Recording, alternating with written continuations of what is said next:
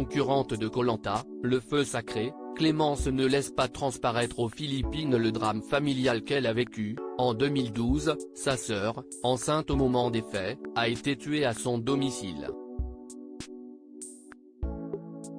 Depuis la fin février, Clémence apparaît sur le petit écran des téléspectateurs de TF1 dans Koh Lanta, le feu sacré. Âgée de 27 ans, elle vit en Charente-Maritime et travaille en tant que chef d'équipe fibre optique chez Engia, un groupe français de bâtiments et travaux publics.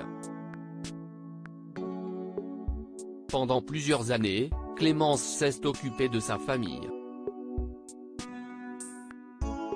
En participant à l'émission animée par Denis Brognard, elle estime qu'elle peut vivre sa première aventure en solo.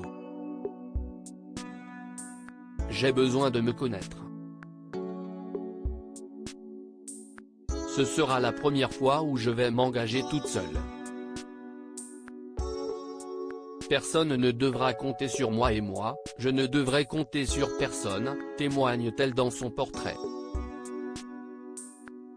Koh Lanta, le feu sacré, la sœur de Clémence assassinée, le coupable en prison si elle est aussi proche de sa famille, si est parce que Clémence a vécu un véritable drame il y a plus de 10 ans, le meurtre de sa sœur. En août 2012, une jeune femme âgée de 27 ans répondant au nom de Pauline est tuée à l'arme blanche à son domicile situé à Ponce, en Charente-Maritime. Les secours sont appelés aux alentours de 1h du matin et découvrent la victime, enceinte de plusieurs mois et mère d'une fillette de 7 ans, avec une plaie au niveau du cou. Elle meurt 1 heure plus tard. L'autopsie révèle par la suite que Pauline a été mortellement touchée par un coup de feu tiré par un fusil. Condamné en première instance à 20 ans de réclusion pour assassinat, le coupable a été condamné en appel à 25 ans, les faits ayant été requalifiés en meurtre. Cela fait 10 ans qu'elle est décédée, témoigne Clémence. Koh Lanta 2023, interrogée par nos confrères de télévision MAG Le Figaro, Clémence a accepté de se confier sur cette épreuve qu'elle a dû traverser avec ses proches. Nous avons une histoire familiale assez complexe, pour plusieurs raisons mais principalement en raison de l'assassinat de ma grande sœur.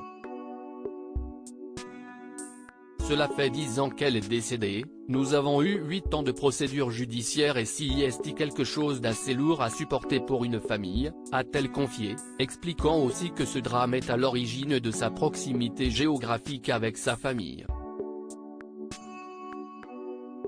J'ai essayé d'être toujours présente pour mes parents et mon autre sœur, pour faire en sorte qu'ils ne supportent pas tout cela tout seuls. Je n'aille jamais trop bouger, je suis toujours restée en Charente-Maritime pour rester auprès d'eux, ajoute-t-elle. À lire aussi Benjamin, Koh Lanta, le feu sacré, tacle la production, c'est un peu abusé ce qu'on voit à l'écran.